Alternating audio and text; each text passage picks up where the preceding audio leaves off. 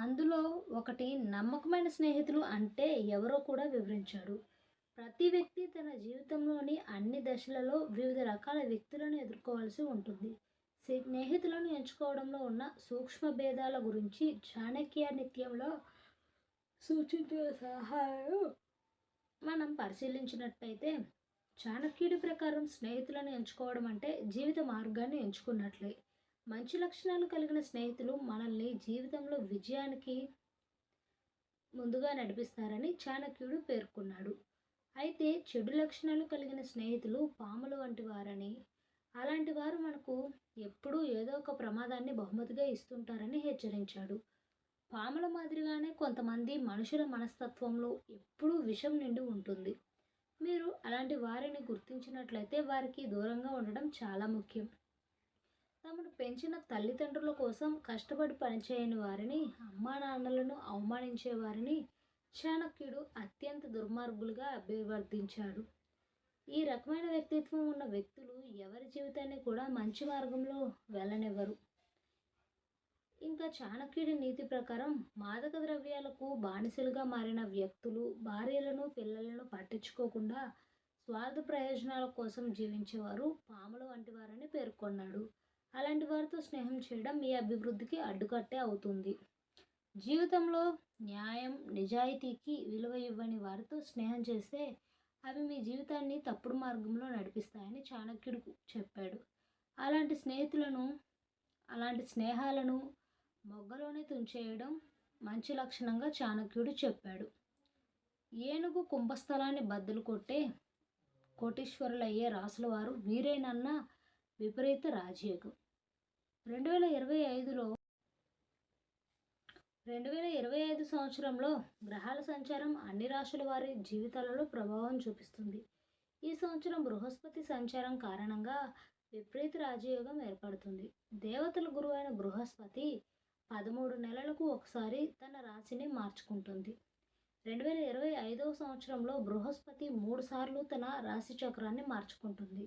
మరి 2025లో బృహస్పతి సంచారం ఎలా ఉందో చూడు.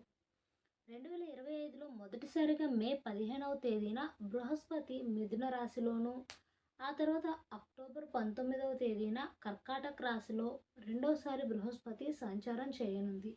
మళ్ళీ 2025 సంవత్సరంలో నవంబర్ 11న బృహస్పతి కర్కాటక రాశిలో ఉన్నప్పుడు తిరోగమన దిశలో సంచారం చేస్తుంది. బృహస్పతి కారణంగా విపరీత రాజయోగం.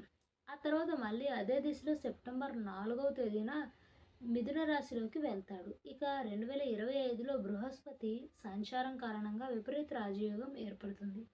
2 రాశుల్లోకి 3 సార్లు బృహస్పతి సంచారం కారణంగా కొన్ని రాశుల వారికి అదృష్టం కలిసి వస్తుంది.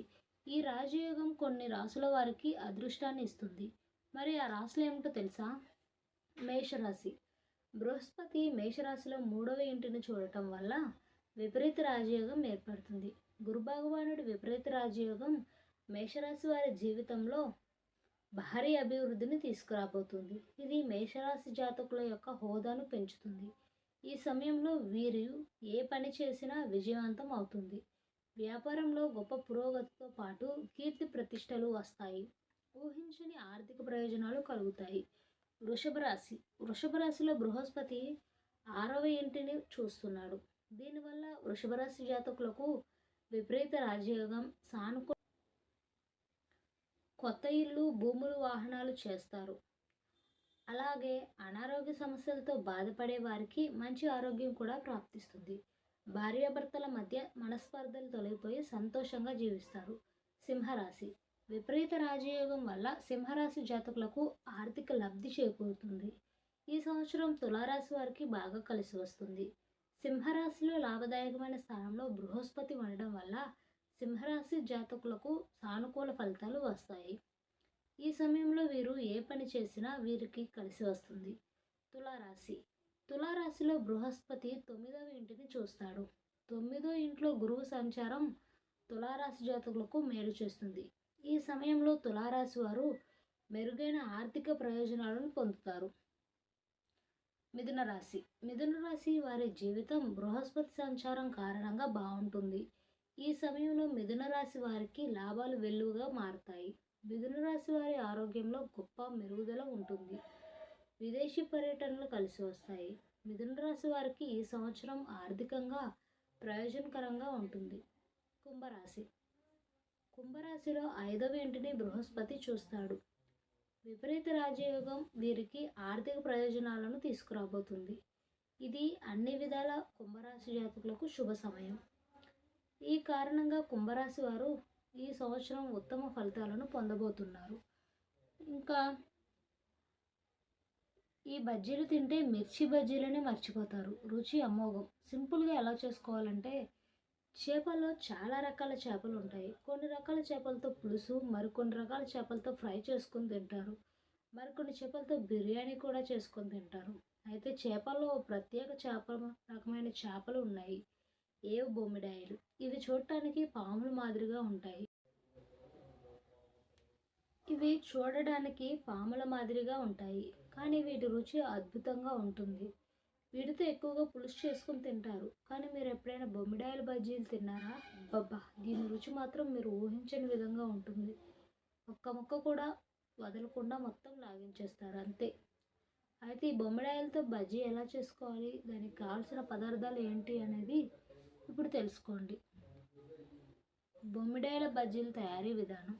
ముందుగా తీసుకున్న బొమ్మిడాయలను ఉప్పు వేసి శుభ్రంగా కడుక్కోవాలి. వాటి పొట్ట చీల్చి అందులోని చెడు పదార్థాలన్నింటినీ తీసుకొని మరోసారి ఉప్పు వేసుకొని కడుక్కొని పక్కన పెట్టాలి. ఇప్పుడు బొమ్మిడాయలను ఒక ప్లేట్లో తీసుకొని వాటిపై ఒక చెంచా కారం, అర చెంచా పసుపు, కొంచెం ఉప్పు, అరవద్ద నిమ్మకాయ రసం పిండుకొని బాగా కలుపుకొని పక్కన పెట్టుకోవాలి. ఇప్పుడు ఇంకో ప్లేట్ తీసుకొని అందులో శనగపిండి వేసుకోవాలి. దానిపై కారం, జీలకర్ర, ఉప్పు, సోడా వేసుకొని బాగా కలుపుకోవాలి. అందులో కొద్దిగా నీరు కలుపుకొని మరీ లూజ్ కాకుండా మరీ గట్టిగా కాకుండా పిండిని కలుపుకోవాలి. ఇప్పుడు ఒక కడాయి తీసుకొని అందులో బజ్జీలు ఫ్రై చేసుకోవడానికి కావలసిన నూనె పోసుకోవాలి. నూనె బాగా వేడయ్యాక శనగపిండిలో ముందుగా మ్యారినేట్ చేసి పెట్టుకున్న బొమ్మిడాయలను మంచి నూనెలో వేసుకోవాలి. అవి బాగా ఫ్రై అయ్యాక తీసుకోవాలి. అలా అన్ని బొమ్మిడాయలను బజ్జీలుగా వేసుకొని పక్కన పెట్టుకోవాలి. ఇప్పుడు వాటిపై సన్నగా తురుముకున్న కొత్తిమీరతో పాటు కొంచెం చాట్ మసాలా కూడా వేసుకొని ఓసారి కలుపుకొని మిగిలిన అరవద్ద నిమ్మరసం పిండుకొని తినేయడమే. రుచి మాత్రం వేరే లెవెల్లో ఉంటుంది. మీరు ఓసారి ట్రై చేసి చూడండి. తప్పకుండా వదిలిపెట్టకుండా మళ్ళీ మళ్ళీ చేసుకుంటారు. మై మరో 5-6 నెలలు అంతే. బంగారం కొనుగోలు చేసేవారికి గుడ్ న్యూస్.